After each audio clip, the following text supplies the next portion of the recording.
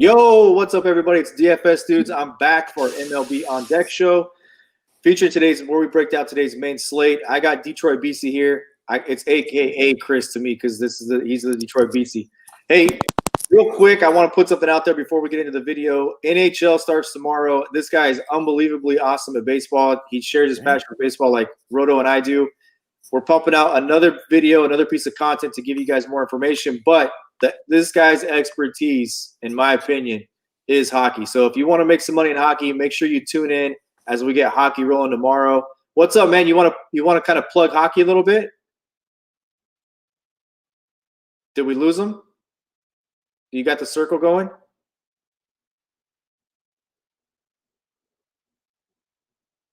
I think we lost Chris.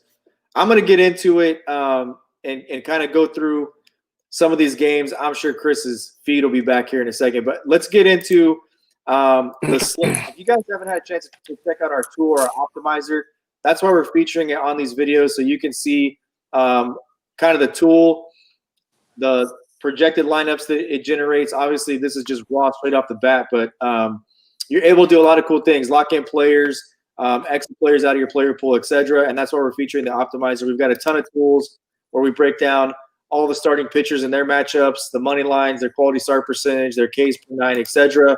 You can take a look at the game preview and get all the Vegas numbers. We have the starting lineups, which is interactive with the optimizer. For instance, if you like G-Man Choi tonight, you're going through here, you check here to see the lineups confirmed. You want to put them in your player pool, you click the highlight button. So we're featuring the tool on these videos we're doing. It looks like Chris is back with us. So the question I asked you before, I had to kind of just freeball it right there for a minute, is you want to plug hockey for a second? Absolutely. How embarrassing. I got the router I'm literally sitting on the router right now. I don't know why that happens. Anyways, if I'm not mistaken, that's the whole reason why you guys hired me at Cheat Sheet, was to do hockey stuff. And then really quick, the COVID hit, so I started doing seasonal stuff. But hockey, NHL, DFS is no doubt my favorite. And it's like you said it, not me. That's my area of expertise. I'm actually working on hockey right now. It should be Hot Pucking Stacks, should be published tonight, this evening sometime, and I can't wait to get into it. That's one of my first loves when it comes to both seasonal and DFS stuff, so I can't wait. Check me out. Follow me on Twitter at DetroitBeastie. It was just an everyday thing, and we started rolling. We had major momentum in the lines, and the power play units was really cooking there for a while. And then everything got suspended and suppressed. But you can't keep a good man down. You can't keep good hockey content down. So I'm back with it, baby, and I couldn't be more excited. There's a funny comment from P2W Fantasy that says save some lungs for 5 p.m. But this is what we do, man. We grind all day long and publish content all day long to make sure that all of our users have the most up-to-date and the most informed content for all their daily lineups. And Chris does a lot of season-long stuff, but like I said, we'll do an NHL live NHL morning skate video, we call it, where Chris will break down the slate. And then, like I said, Hot Pucking Stacks, that's the feature piece. And that's hockey is a lot like MLB. It's kind of cool they're going on at the same time because they're a lot like MLB with building stacks and wanting to stack lines, etc. So we can get to that tomorrow. First game on the slate today to get into. Real quick, monster, if I may. Go ahead. Yeah. Sorry to cut you off. Nick at P2W. I'm going live. We're doing a broadcast tonight at like 6 Central, so he's kidding around because I said probably by 6 o'clock. I just won't wear a shirt during the broadcast. No prep, no notes. I'm going with it. So, Nick, thanks for the comment. I'll see you guys later tonight. Let's get into the first game. First game, we've got Boston at New York. And look, if you want to take a look at the pitching matchup in this game with Boston, New York, Jordan Montgomery, a guy that I was big on last year. I think this guy's got pretty good stuff. He's kind of blah, right? He is prone to giving up the home run. He does have some strikeout upside, but in no form of fashion am I going to fade Boston in this matchup. I think Boston is one of the teams that I was probably the most unsure of going into the season with the absence of Mookie Betts in that lineup, but I like the addition of Jose Peraza. I like him hitting at the top of this lineup, and I like JD Martinez right behind him. It'll be interesting to see where Kevin Pillar is at. Again, I was big on Pillar yesterday. I'm going to remain big on Pillar. But this is a really good lineup. I think that what gets lost in rivalry games is you don't want pitching. from either side because rivalry games like this usually score a lot of runs. So I'm stacking up both these teams. I'll let you talk about New York, but I like this lineup, and I like it all the way through. You can go all the way down to the bottom where there's Michael Chavis, was a really popular play last year, really good young player. Jackie Bradley Jr. with all the doubles and extra base hits he generates, and Christian Vasquez with a double dong last night. I wouldn't chase those points, but it just shows you the upside and the depth. It's a really good Boston lineup that I think is floating under the radar. Absolutely. And when you get to New York, I know before we went live, we don't want to, clamor on for 2 hours because we could easily with a 12 game slate. And when you look on the Yankee side of the ball, it's just the usual cast of characters, just a ho-hum kind of game. They're projected at a little bit over 5 runs, 5.7-ish. So 5 or 6 runs here. And just really quick looking at it, I'm always a big Luke Voit fan. He's $2,800. He's way down in the lineup because their lineup is so packed. It's very top heavy. DJ's batting leadoff again. I always got to get him in my lineup. So really quick, DJ, Luke Voit maybe, and we're still waiting on that breakout game from Gary Sanchez, and him sitting at $3,100, batting 7th in the lineup. He's probably a fade for me. Maybe mix and match, nothing crazy. That's all I got for the Yankees today. What more can you say? We know what to expect from them. Yeah, Gary Sanchez finally got his first hit last night. Is that a breakout yet? So not to be a weirdo. I was making a joke. He got hit in the hand. Oh, he did. So it was a HBP. Yeah, but he got on base. Next game, Cincinnati, Detroit, and this is the team that we both like to go to the World Series.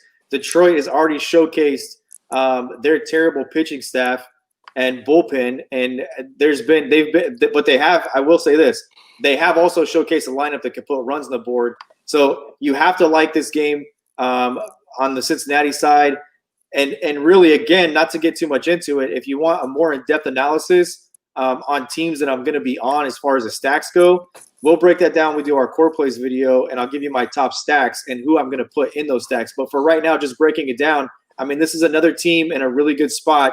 Cincinnati, I think, is a team that you should definitely get in your lineups tonight. If you're going to play one, single entry type guy, I would look at Votto. I would look at Moustakas. Those are kind of the guys that pack the punch. I mean, obviously, Castellanos can pack a punch too, and a little revenge narrative coming back to Detroit. But for me, those are the two guys that I would focus a stack around. Is Votto and Moustakas. Moustakas hit a monster home run the other day in his return. So I like Cincinnati. I think Detroit has one of the worst pitching staffs in baseball. I don't mean that any offense to you because they're in your city. But, I mean, I think the one thing you're going to count on with Detroit that I don't think you could count on is Detroit is going to score some runs with some of the additions they made, but they are going to give up a lot of runs too. So looking at the Detroit side of things, Luis Castillo is pitching tonight for the Reds in Detroit. That's a really tough task. If you watch the awards video and the seasonal preview, I love him to win a Cy Young this season. So the Tigers have the work cut out for them. Only 2 guys I'm looking at tonight for Detroit. It's Jonathan Scope, batting second, $2,700 on FanDuel, and then Miguel Cabrera batting third for only $2,500. Guy hit 2 bombs last night.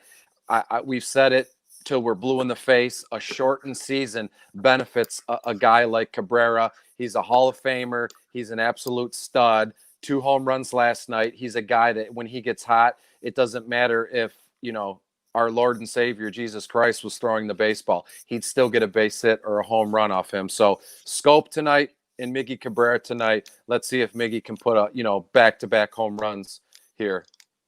And on the Cincinnati side, just to clean it up, Luis Castillo, in my opinion, is your cash game pitcher tonight. 10-1 for a guy. You look at the last couple of slates and the upside of a Garrett Cole 2 nights ago, and then last night the upside of a Shane Bieber, and both those guys were over 11,000. You get Castillo at 10-1, pitching in a bigger ballpark in Detroit. You know that. It's a big ballpark.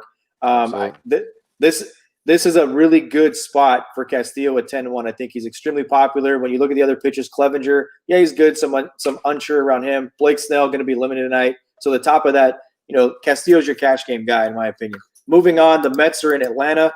And this is something we talked about when we started off our content for the season, talking about divisional previews, etc. Here's a division game And I think you're going to have to get exposure to the Mets at some point during this series, for the simple fact that we think this division is so deep that a 500 or just above 500 record could win this division. We've seen the Braves struggle to start. We've seen them struggle with the strikeout. The Mets, on the other hand, they've been pretty productive outside of getting the brakes beat off them in New York on Sunday by the Braves. So, look, McNeil, this lineup, it starts and ends with Pete Alonso. You said it best with Cespedes yesterday. He's got home run upside. I don't know how much more he's going to bring to the table at this point in his career. He's not stealing bases, but he can produce RBIs and extra base hits. J.D. Davis, Conforto, Wilson Ramos, a professional hitter.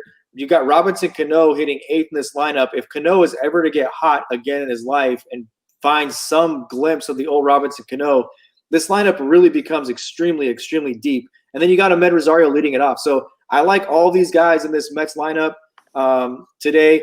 I just don't think that this is a situation where, against Sean Newcomb, you're afraid to roll out the Mets. I think that Pete Alonso, maybe as much as I like Castillo as your cash game pitcher, and in cash games as a one-off play, I think Pete Alonso going against the lefty and Newcomb is pretty much. I'll go ahead and say it. That's my lock of the day. I think Pete Alonso goes yard.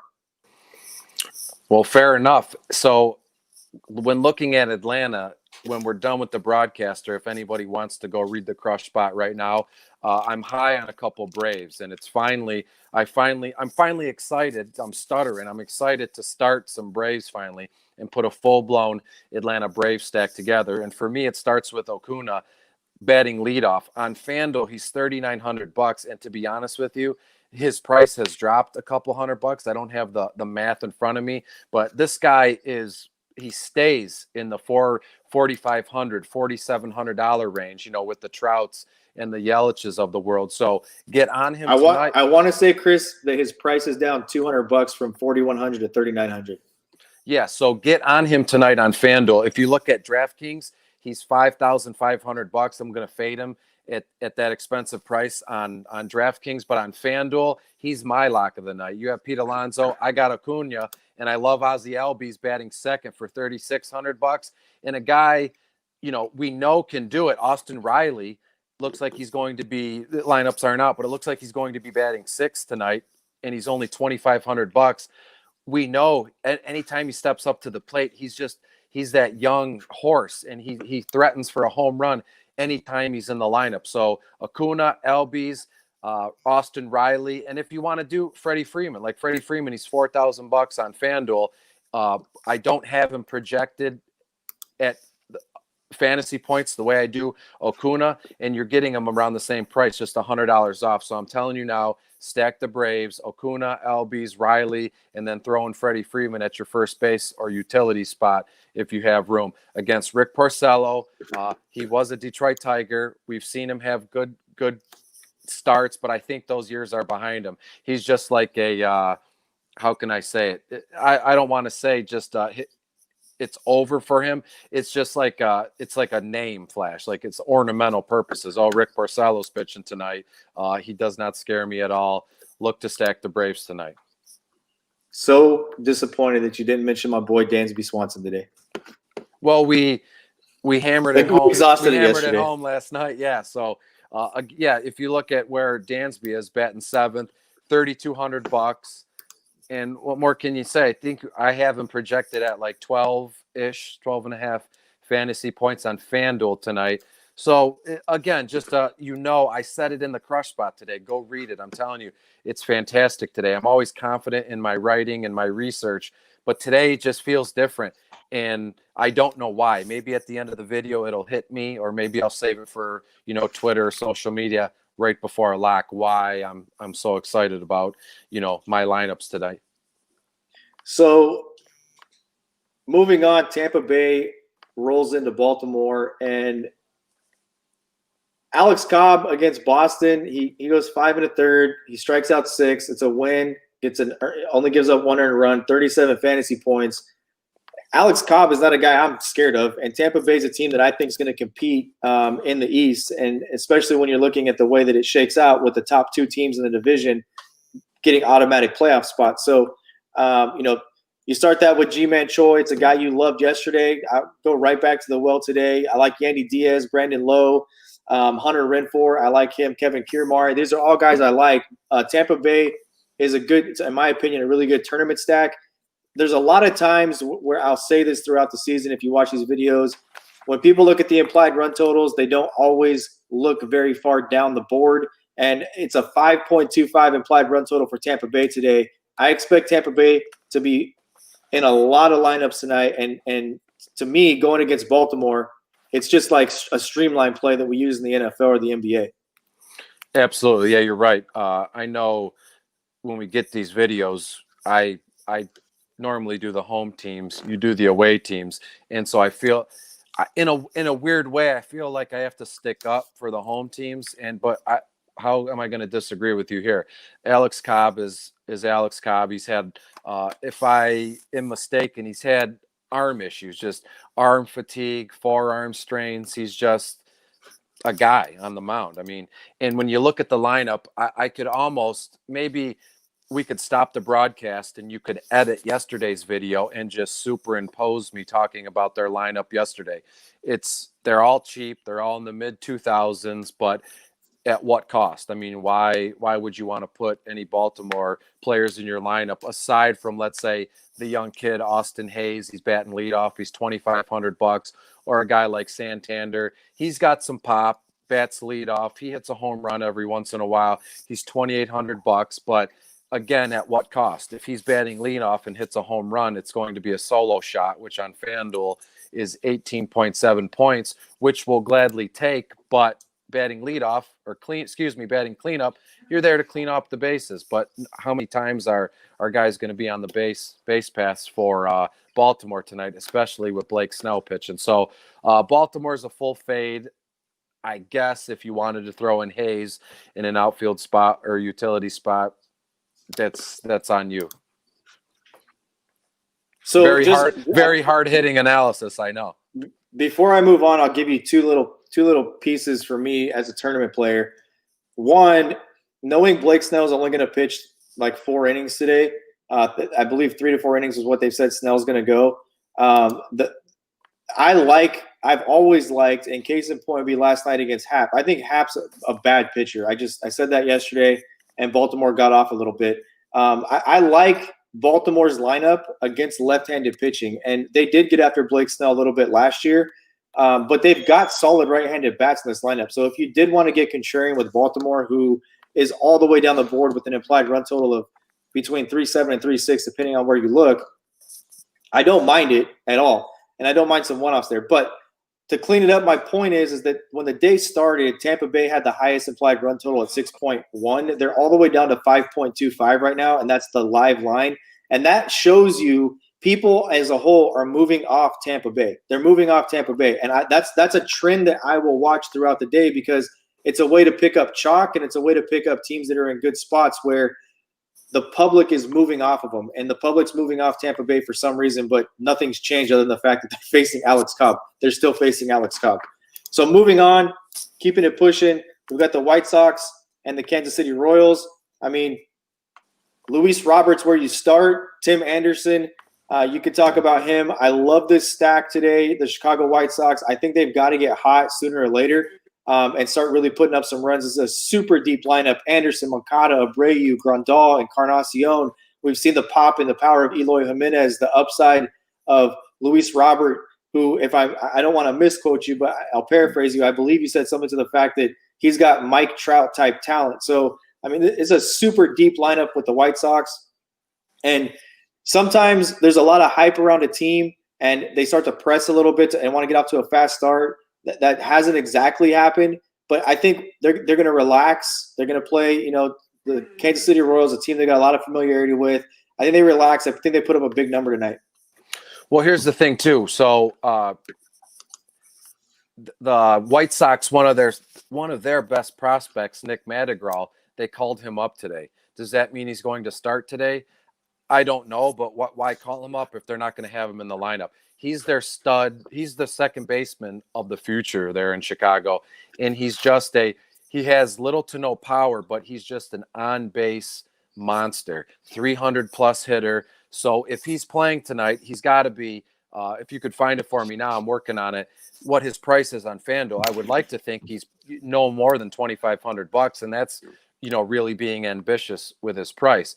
But moving on to what you pay me to do is talk about the home teams. Kansas City, again, I've been on Kansas City almost every day in my crush spot, in the videos we do, in my crush spot stacks. The 5 or 6 guys that I like a lot. And when you look at Kansas City tonight, they're projected at about 5 runs or so, which is fantastic. Again, the same cast of characters. Whit Merrifield's leading off. I like Alberto Mondesi at shortstop tonight, only $2,700, which is, criminally underpriced going against Dallas Keuchel, who, again, another guy who has had his arm issues. He's gone through a couple rosters, a couple teams recently. Hunter Dozier looks like he's batting third tonight. And then fast becoming one of my favorite players is Jorge Soler, batting cleanup for $3,600. Franco batting 7th for an even $3K. So there's a lot to like in this lineup, given the fact that there's 12 games on the slate and we're about to get to some really juicy matchups. I'm not going all in on a Kansas City stack, not the same as I have the last few days. But again, you said you got your little tips and tricks, how to pick up chalk, how to, pick up leverage plays and things like that. Not really much to talk about on the Kansas City side of the ball, but maybe that means that there's some leverage spots to be had with Kansas City tonight. I'm going to pass, but I don't disagree with the point. Well, keeping it moving, this is the first time we get Coors Field on the slate. The Padres roll in there. The Padres have been putting up some runs. They put up another big number last night in San Francisco. It was the Giants, but it's a deep lineup. It's a really deep lineup. It's another baseball team that we're talking about. The lineup it's extremely deep, and you have not been able to say it about the Padres for a long time. You talk about Tatis, who leads it off. Grisham, Machado. You added Tommy Pham. Eric Hosmer's been there. You pick up Jurickson Pro 4. Will Myers, professional hitter. Francisco Mejia can still do some stuff. Pick who you want to load up. It's Coors Field. It's a talented roster, and they're not going against the toughest pitching match on the slate either. Absolutely. And I almost hesitate to say this out of selfish reasons, but I know the readers of my articles and the people that are viewing this right now, they're not dummies. They know Coors is coming up and, San Diego's in town. There's a lot of firepower in this game. This is probably, it is my favorite stack of the game, no matter what way you slice it, both sides of the ball. And again, it's not hard-hitting analysis, but when it's in your face like that, you call it, right? So when you look on the Colorado side of the ball, Garrett Richards is pitching for San Diego tonight. In my crush spot, I love David Dahl, Trevor Story, Charlie Blackmon. Even look at the bottom of their order, 7th and 8th, Ramiel Tapia, and I mentioned Sam Hillard by name in the crush spot tonight. He's $2,500, and it's one of those things where you look at like Nolan Arenado batting cleanup, starting third baseman, perennial all-star. He's an absolute stud. He's $4,100. We say this a lot in football. I've said it in all DFS, hockey, and now in baseball. I just want a piece of this game any way I slice it. So does that mean I'm going to go like the cheaper plays like Tapia or Hillard? You bet your ass I want to at 2,500 and 3,000 even. So you're going to want as much of this game as you can, and it's going to bear fruit, let's say. So I love this game. I can't say it enough. There's really no need for, a ton of numbers or strikeout rate or ISO or BVP. Stack this game. Don't be stupid. Don't try to be contrarian or the smartest guy in the room. I'm going to fade this game completely. It's not wise. Not to fade this game completely is not wise. You're correct. The one thing I'll point out to you is something that's extremely interesting to me that I've watched over the years with John Gray, and that's his splits, his home road splits. Yeah. He's not good at Coors Field, but a lot of pitchers are not good at Coors Field, right? But just an example, when you look at John Gray going tonight against San Diego, he was for the first time in his career, he turned it around last year and was 6-2 at home, and he was 5-6 on the road, and it was something that was completely thrown off. So just throwing that out there, it's a guy who's not traditionally been good at Coors Field. He's been terrible, and then all of a sudden last year figured out a way to pitch there. So it's just something, if talking about a leverage play with Kansas City, if that was there, the leverage play tonight could be, throw some John Gray in there. We know the velocity. We know the two-piece he's got. We know the movement he's got. Throw some John Gray exposure if you're playing multi-entry tournaments, because he was 6-2 with a 3.46 in Coors Field last year. And, I mean, he's healthy. He's extremely healthy. So moving on, Cleveland and Minnesota. And I said this yesterday, Cleveland's they're the most surprising team to me so far. I mean, they've lost a lot over the years with this lineup. They've lost a lot with their rotation. They've lost some bullpen pieces, but they continue to put up runs. Bieber with a really good game last night, and Cleveland put up 2 runs against a really good pitcher in Berrios. So, for me, it starts with 2 guys, Ramirez and Lindor. I think it's a really good price tag on Cesar Hernandez. Franmil Reyes, I think I watched a lot of him when he was in San Diego. I think he's a really talented player. And then the only other guy is Carlos Santana. That's kind of where it is with me and Cleveland. The bottom of this lineup, I know they have high hopes for Oscar Mercado. Roberto Perez can't hit a bomb, but he had his most productive year last year. I think there'll be a little regression this year. And I'm not that interested in Bradley Zimmer when there's all the firepower of, Ramirez, Lindor, Santana, Reyes, and then Cesar Hernandez is the guy that you really want to plug in. So for me, that's the 5 guys I'm looking at with Cleveland. It's a shame because Bradley Zimmer was a very highly touted prospect, and he's just completely flamed out. But I guess that's the grind and the ins and outs of professional sports. He was maybe he still is. He's meant to be like a 5-tool player, base hits, average, steals, the works. And he's just completely gone off the deep end. Real quick, I know we didn't want this video to be long, but I put him in my lineup as just like a filler the other day, like really cheap, and he put up a goose egg, 0.0. So sorry, Bradley, might be over for you, son. But when we look at the Minnesota side of things, they're at Target Field, obviously in Minnesota. Again, I don't get sick of talking about like the Twins or the Yankees or even the Mets, to start the season. But Kepler, Donaldson, Polanco, Cruz, that's their first 4. I really like Eddie Rosario tonight, batting 5th. Dare I say, donger alert maybe against Clevenger. Rosario's only $3,200. I have him projected at about 13 fantasy points. One swing of the bat, he's at 18, almost 20 if there's a guy on base. One more guy real quick on the Minnesota side of things, Jake Cave, $2,700. He's their platoon outfielder. When he plays, like when he's in the starting lineup, I try to get him in my lineup, and it happened the other day. He day on, day off with him.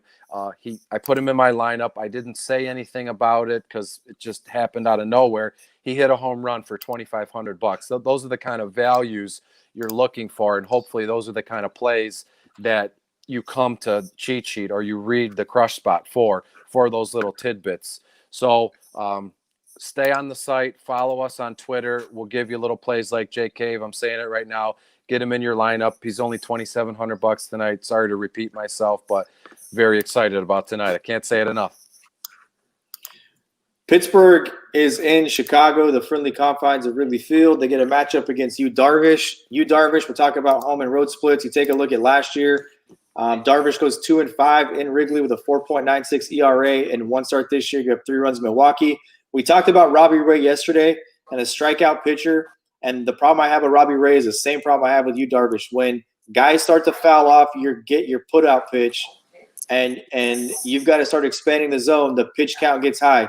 And that pound out last night as the Dodgers put up 3 runs in the first. They put another in the second. They put 2 more in the third against Robbie Ray. And Robbie Ray walked 5 Dodgers last night. So Darvish, I get it, right? The guy's a good pitcher. He pitched, but I just feel like Darvish's best days are behind him. Can he be a solid guy that eats up innings for you? Yeah, he can throw a lot of pitches, but at what point is the breaking point? And for me, you look at Darvish, and the one thing I said consistently about Darvish last year was that he is prone early to the long ball. So famously last year, every time that Darvish pitched against Houston, I would take George Springer because George Springer was the leadoff hitter, and somewhere in those first three guys, Darvish was going to give up a home run ball. That's just the way it's always kind of been for his career. You have to get to Darvish somewhat early, and some of that is in the latter part of his career, just getting him to throw a lot of pitches and fouling off, the slider or the forkball that he throws. So I like Pittsburgh tonight. They're my under the radar. I used to call it my off the rocker pick. I think Pittsburgh with Josh Bell is where you start it. You go to Colin Moran. You get some Adam Frazier and Kevin Newman in there, and you kind of move about your business that way. But I do think that it's a very sneaky play to get some Pittsburgh exposure tonight in large field tournaments against Yu Darvish. You said it starts with Josh Bell in Pittsburgh. For me tonight, in Chicago. It starts with Anthony Rizzo. Trevor Williams is not, if he's not good. His ERA is at 7.36 tonight. For some reason, it's only 3:00 on Eastern on my side of town, but there's been little to no talk about the Cubs tonight. I'm doing a full-blown Chicago stack. A large majority of them were in the crush spot today. Rizzo will hit a home run tonight. Book it. Donger alert.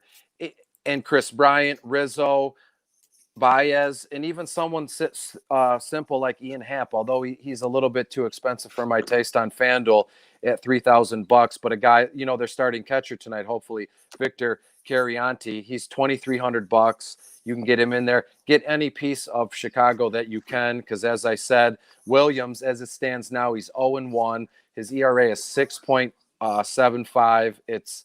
It's not going to be good for Pittsburgh and Chicago tonight. Start your Cubs. Yeah, I think that this is a sneaky game for me. I just think that the sneakiest play is Pittsburgh. Like you said, you haven't heard a lot of talk about the Cubs yet. But the thing is, again, it's a team that if the implied run total is not in the top 5 spots, people aren't looking. And now not only is it that, but you've got Coors Field on the slate as well. So the chalk's going to gravitate there. Moving on, you've got Texas. They're going to play against the Giants tonight. And this is kind of the first opportunity for Texas to get out of the bubble, if you will, right? And I like some of these players. I just don't like the fact that they're playing in San Francisco where it's cold, dense, foggy air, and that's what it's been in California. You said that it's 3:00 there. It's 11:51 here. I'm on the West Coast, and it's still foggy. So that's how it's been in the summertime. We call it the June and July gloom. I just don't like a lot of these bats. Look, San Diego just left there. San Diego hit some home runs, but the power in this lineup, like a Joey Gallo, right field's the hardest spot to hit a home run in Oracle Park. So, you can load them up on a short slate. I would load up Texas and hope they scored a lot of runs to accumulate points that way. But we need power numbers if we're going to take down tournaments. And I don't see a lot of home runs in this environment out of this lineup tonight. Do I think Texas can score 5 or 6 runs against the Giants tonight? Yes. Is it going to add up to, a stack that's going to combine for 100 points? I don't think so. Yeah, you're right. There's really not much going on here in this game. Dare I say Mike Minor maybe is a good pitcher to put in a GPP given I was leaving that one up to you. Given the landscape. Yeah, he's you always say this, and now I've adopted that. He's a professional ball player. He's a professional starting pitcher. He's $8,700. He could easily get 30, 40 points on FanDuel tonight, and that'd be fantastic in a tournament play. But turning our attention to the San Francisco side of things, again, not much going on here. There's really nothing much that I like here, but for the sake of the article and what we're trying to do, maybe Mike Yaz leading off at $3,000. Wilmer Flores is a sneaky kind of guy. He has, some sneaky pop. Maybe those days are better left for when he was in New York with the Mets. But again, there's a guy, Darren Ruff, looks like he's going to be their starting first baseman tonight. I don't know anything about him. I don't know anything about Jalen Davis, Tyler Heineman as their catcher. So it's a full fade for me for San Francisco today at the Oracle Park, AT&T Park, excuse me. 2 things I'm going to follow you up on with. And first is $2,500 for Donovan Solano. There's not a hotter hitter in baseball than Donovan Solano. It just so happens he plays for the Giants. He's only gotten hitless in 1 game. But if you take a look at what he's done, 13 points, 12.7 points, his lowest output outside of the goose egg without getting a hit in his debut was a 3-point, just a 1-for-1 in the first game of the San Diego series. But back-to-back 30-plus point nights against the Padres, Solano's hot. He's been the one person in this lineup that's produced consistently since the season started. So at 2,500, if you're looking for a value play, it's Donovan Solano. As far as Mike Minor goes, I was leaving that to you, but I've won more money in DFS in the last year and a half using Mike Minor. People just don't like to use him. The guy he's a really solid pitcher, man. I mean, he's a really solid pitcher. I took a GPP down last year we talked about it before, a 3-game slate playing the late night. I won $15,000 with Mike Minor striking out 12 Seattle Mariners in that one. And he was like, 13% owned because of the other options that were on the 3-game slate. Mike Minor is really good, and this is a pitcher-friendly environment he's going in tonight. So keeping it pushing, we'll move on to Houston and the Los Angeles Angels of Anaheim. Man, the Angels are such a disappointing team, man. It's like they added Rendon, new season, new year. You've got Mike Trout. Now he's on the paternity list. Man, I know you've got the home side, but I'm just saying I've been watching the Angels a little bit over the last 4 nights, and just disappointing. I mean, yeah, Seattle's a good young team, but the Angels are just disappointing, man. It's a big, in my opinion, it's a big disappointment what they've done over just to start the season. I thought they'd be more competitive in that Oakland series than they were, and I thought that they'd be a lot more competitive in the Seattle series, and they just weren't. But tonight, Matt Andriese goes. There are some bright spots with the Angels. I mean, a kid like David Fletcher struggling a little bit since we've been talking about him, so I'm not going to talk about him too much, but he's another good play. Without Trout in this lineup on the paternity list, Brian Goodwin is going to hit in the 2 spot. He won't be at the bottom of the order, which if you want a bottom of the order guy, you can look for Tommy DeStella. But Ohtani is about as hot as it gets as well. All of my lineups, I think I had texted you, I was like minus $500 last night in the late slate until Shohei Ohtani hit a 3-run bomb in the bottom of the ninth. So thank you, Shohei Ohtani, for saving me a lot of negative earnings last night. But that's where it's at. Rendon is going to get hot sooner or later and be Rendon. But it's a good stack to put together. It's tonight the night to do it against Mcholders. I personally love stacking against Lance Mcholders because I think Lance Mcholders is very dependent on the breaking pitch. And if he can't locate it and he's not getting strikeouts on it and guys are fouling it off, I can think of a game last year, the year before in Cleveland, really chalky spot, and Cleveland just kept spoiling the curveball. And if Anaheim's able to spoil the curveball, you limit him and make him a fastball pitcher, then they've got power in this lineup like Justin Upton, Albert Pujols, Ohtani, Rendon that can all go off and hit balls out of the yard. So I do like an Angel stack, not my favorite stack, but man, they're just a little bit disappointing right now. So for Houston tonight, as you said, Matt Andriese, he's so-so. He's like a career relief pitcher that every once in a while, whatever team he's with, they try, stretching him out and turning him into a starting pitcher. One guy on the Houston side of things that I found in a lot of my lineups tonight, and I don't know how I feel about it, is their starting third baseman, Alex Bragman. He's $4,000. I have him around 18 to 19 fantasy points. Does that include a home run? I'm not going to project anything, but and then the last guy I want to mention for Houston, then we can move on because it's Houston. What more can you say? Is Yuli Gurriel. He's $2,900. The prototypical professional baseball player. That is the saying of the week so far in the first week of the Major League Baseball season. So he's a pro. Yeah, he's a pro. Yuli Gurriel. There's hopefully, I mean, he's a swing man. He's a utility specialist. As it stands right now, he's probably going to start at first base for them tonight. $2,900, and then Bragman at third for $4K on FanDuel. Moving on, we've got Oakland at Seattle, and this is where it gets good for me because I love Oakland tonight against Taijuan Walker. And talk about disappointments with the Anaheim Angels. Taijuan Walker, to me, has been another guy that I just feel bad for. He so much upside, such a live arm, but so many arm issues has kept him from being good. And the one thing about Taijuan Walker to watch, if you watch this game tonight and you stack up the Oakland Athletics, Taijuan Walker throws a very flat fastball. And when you're pitching to major league hitters, if you don't have movement on the fastball, these guys can time up a shotgun blast, man. That's how good they are. If the fastball is flat, you're not going to make it through the order more than one time. And that's been his biggest problem is the fastball doesn't have very much tilt on it, and it doesn't have very much movement. So load up Oakland. I'm not going to go all the way into everybody I'm playing. You can look at the roster and know it's a Ramon Laureano, Matt Chapman, Matt Olson, Chris Davis, Steven Piscotty.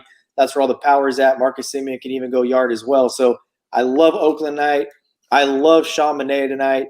I think when you look at implied totals again, you see Oakland is all the way down the board at about the 8th best implied run total, just right above the Chicago Cubs and LA Dodgers. And I know you love the Cubs. I'm going to love the Dodgers again tonight against Arizona. But the Oakland Athletics, I think this is a really good spot where this is the first time we see them put up a very large number tonight. Absolutely. And I agree with you because I sent you the text this morning about that how salty I was, which if you want to know what that's about, read the opening of Crush Spot. Yesterday was awful for me as far as DFS is concerned.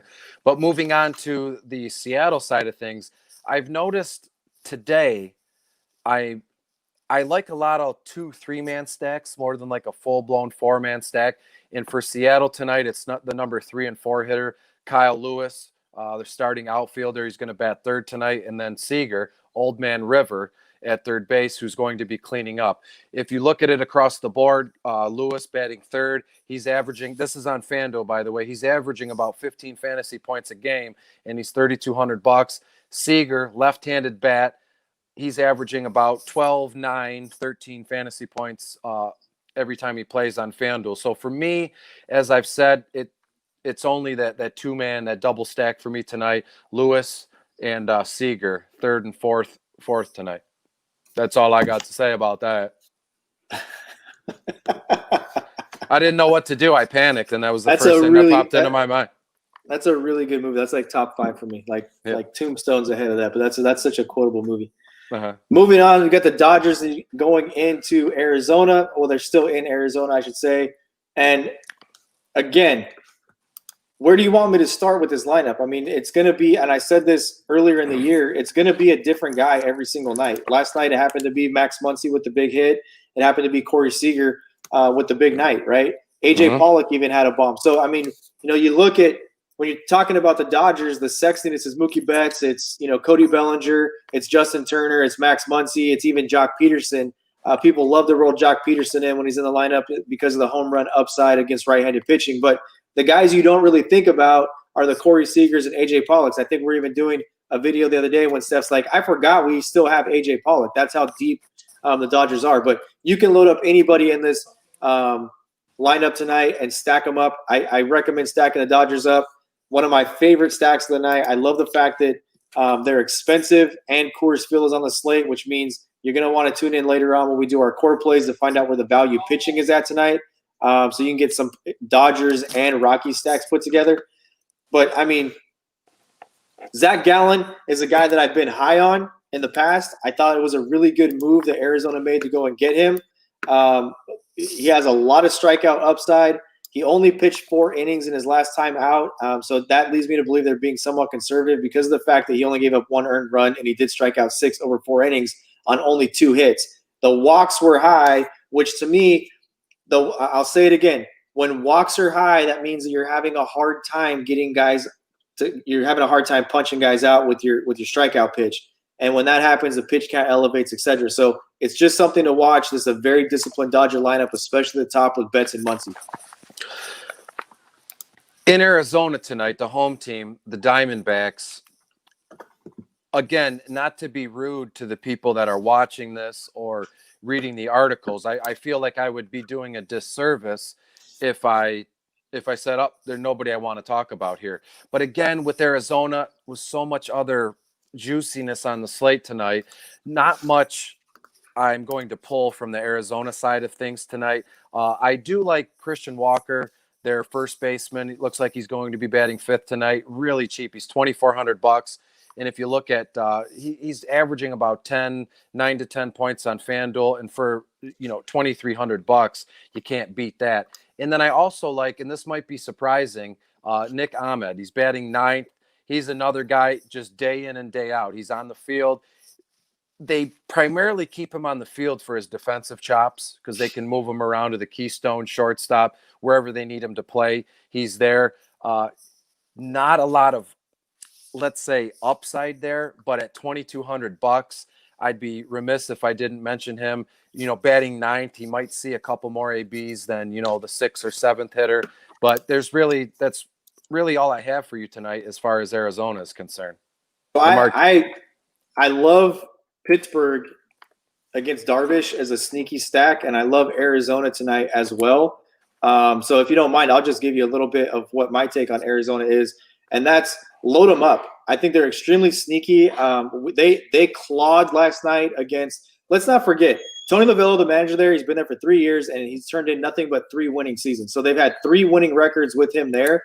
And one thing I mentioned yesterday is you've got a guy like Jake Lamb, who was a $4,000 player at times previously in his career, is hitting in the 8th spot in this lineup, right?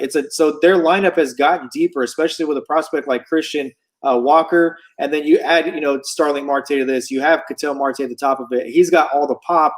David Peralta is still a good young player with a lot of power. So you can't forget about Eduardo Escobar. This is a competitive lineup, and they're facing Tony Gosselin tonight, who is really a bullpen guy. And the reason I like this game so much is if you follow my method or my madness, I will stack against a top pitcher if that top pitcher has a terrible bullpen behind him, because there are so many times where the pitcher's going to give you 5 or 6 innings. He'll strike out, 6, give you 45 fantasy points, and then that bullpen comes in and they are absolute garbage and they give up 5 or 6 runs. And it's a way to be contrarian because you can say, I'm going to stack against the best pitcher on the slate. You're really not. You're stacking against your bullpen. Yeah. Segue to the Dodgers bullpen has been taxed over the last week, right? I mean, Joe Kelly's pitched. He's appealing his suspension.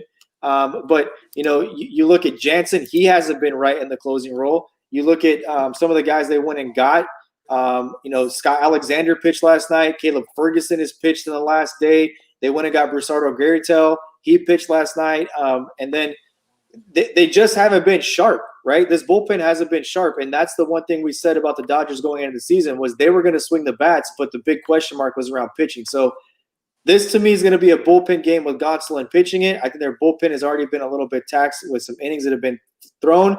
I think there's a good chance to see a guy like Dylan Floro tonight, Dennis Santana, maybe even Jake McGee. And it's the bottom end of this bullpen, and I think it's an opportunity to be sneaky where there's going to be times in this sprint, maybe you'll agree, maybe you won't, where you're going to have to just say, I'm going to win it with the bats. I'm going to try to win this game with the bats. We're going to give our bullpen, our top 3 or 4 guys, we're going to give them the night off. Throw we're going to make it a bullpen game, and we're going to say, hey, we need you to eat some innings and give the front of this thing a break, and let's see if we can get you some run support and come out here with a win. Friday night, nothing better, in my opinion, than to stack up Arizona in this spot. I think it's one of the spots you can take advantage of. My other off-the-rocker plays Arizona, and the other one's Pittsburgh. I love it. What's funny is I'm sitting here doing a video with you, but I'm also listening to you, and I'm taking notes of the teams to stack. So what's better than that? Learning and teaching at the same time. Beautiful. Hey, we'll be back in just a bit with we'll add RotoBeast to the mix, and he'll give you his cash game core plays. Chris will break down his top crush spot plays of the night, and I'll give you my stacks and my value starting pitching or where I'm at on starting pitching for the night. It's always a quick, fun video. Make sure you hop on and get your questions if you have any for us, and we'll knock them down. Until then, be cool, keep it cash, and peace out, guys.